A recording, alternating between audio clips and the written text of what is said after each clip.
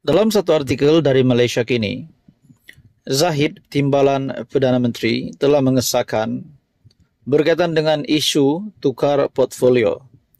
Baru-baru ini juga kita mendengar desas-desus berkaitan dengan rombakan kabinet yang bakal dilakukan Datuk Seri Anwar Ibrahim. Namun sudah disahkan oleh Perdana Menteri. Belum ada lagi rombakan kabinet yang akan dilakukan. Dalam satu artikel dari Malaysia Kini, Zahid dalam satu kenyataan, tiada perbincangan dengan Perdana Menteri isu tukar portfolio. Walaupun baru-baru ini ataupun sebelum ini kita pernah mendengar beberapa gesaan untuk beberapa menteri meletakkan jawatan. Bahkan Datuk Seri Anwar Ibrahim sebagai yang memegang portfolio Kementerian Kewangan juga diarahkan untuk meletakkan jawatan supaya fokus untuk pentadbiran negara.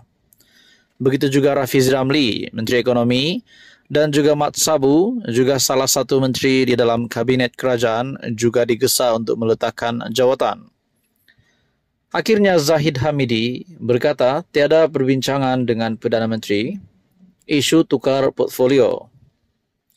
Timbalan Perdana Menteri Ahmad Zahid Hamidi memberikan bayangan bahawa dia dijangka kekal di Kementerian Kemajuan Desa dan Wilayah yang diterajuinya kini. Ketika berucap pada Majlis Penutup Kejohanan Sukan Majlis Kebajikan dan Sukan KKDW di Putrajaya, Ahmad Zahid berkata, ini kerana tidak ada perbincangan diadakan dengan Perdana Menteri Anwar Ibrahim mengenai pertukaran portfolio. Tapi saya rasa tidak ada pertukaran kementerian kerana PM Anwar tidak pernah berbincang dengan saya. Desas-desus mengenai rombakan kabinet antaranya melibatkan Ahmad Zahid yang kini memegang portfolio Menteri Kemajuan Desa dan Wilayah yang dikatakan akan bertukar ke Kementerian Dalam Negeri. Ahmad Zahid pada 3 Oktober lepas dilaporkan meminta semua pihak tidak membuat spekulasi berhubung rombakan kabinet kerana ia hak prerogatif Anwar.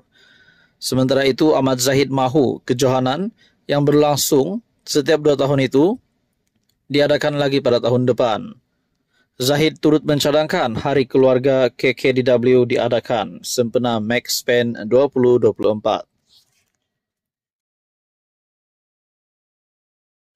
Hai, hello, salam sejahtera Malaysia, saudara-saudara yang amat dihormati. Baru-baru ini tawaran daripada Kerajaan Perpaduan terhadap PAS, sikap keterbukaan Kerajaan Perpaduan untuk menerima PAS masuk menyertai Kerajaan Perpaduan, akhirnya sah ditolak oleh Presiden PAS Tan Sri Abdul Hadi Awang. Maknanya Muhyiddin tak jadilah selamat tinggal. Tak jadilah Hadi Awang mengucapkan selamat tinggal kepada PN. Tetapi di samping penolakan Hadi Awang ini terhadap Kerajaan Perpaduan, dan di dalam ucapan Tan Sri Abdul Hadi Awang baru-baru ini, beliau menyebut di dalam PH ada bekas banduan, ada bekas perasuah, dan juga kluster mahkamah. Nah, sudah pasti pengundi-pengundi PHBN ataupun Kerajaan Perpaduan tidak berpuas hati dengan kenyataan Hadi Awang. Seolah-olah parti PAS itu lebih suci ataupun parti paling suci di dalam politik Malaysia. Nah, pada akhirnya satu kecaman diterima oleh Hadi Awang. Saya rasa bukan satu saja tetapi ramai lagi yang tidak berpuas hati dengan kenyataan Hadi Awang. Nah, akhirnya Setiausaha Politik Perdana Menteri Datuk Seri Anwar Ibrahim dalam satu artikel dari Harapan Daily, hanya kerana pakai kopiah, jangan rasa orang lain tidak suci, menurut Setiausaha Politik Perdana Menteri. Setiausaha Politik kepada Perdana Menteri Ahmad Farhan Fauzi kesal dengan kenyataan Presiden PAS Tan Sri Abdul Hadi Awang yang secara sinis mendakwa kerajaan Madani tidak dapat disucikan lagi kerana dikelilingi bekas banduan dan perasuah. Ahmad Farhan menegaskan, ucapan Abdul Hadi dalam Muktamar PAS tahunan yang diadakan jelas menunjukkan bahawa ahli Parlimen Marang itu selaku seorang agamawan tidak mencerminkan nilai sebenar yang diterapkan Islam. Beliau berkata, Abdul Hadi sebagai agamawan perlu menguar-uarkan nilai kebersamaan, kesatuan dan kekitaan kerana agama Islam telah tersebar melalui penyatuan manusia yang mempunyai pelbagai latar belakang. Lantaran itu, saya berpandangan bahawa ketika kita hendak berpolitik, biarlah ia bersifat sederhana dan jangan sampai kita memecah belahkan umat, melontarkan fitnah dan mengadu domba. Sementalahan itu, jangan hanya kerana kita mengenakan kopiah di atas kepala dan mengemudi parti yang tertera nama Islam, kita merasakan seolah-olah pihak lain tidak suci maupun tidak Islam sepenuhnya, katanya dalam satu kenyataan. Ini pasti satu tamparan hebat untuk Hadi Awang dan seluruh PAS. Baru-baru ini Abdul Hadi dengan nada sinis menyifatkan PAS tidak mahu menyertai kerajaan perpaduan yang sudah sedia tercemar. Abdul Hadi berkata, Kerajaan Anwar penuh dengan kekotoran dan PAS tidak mahu menyucikan parti-parti di dalam kerajaan. Kamu boleh lihat kerajaan PH, siapa dalamnya. Cuci macam mana?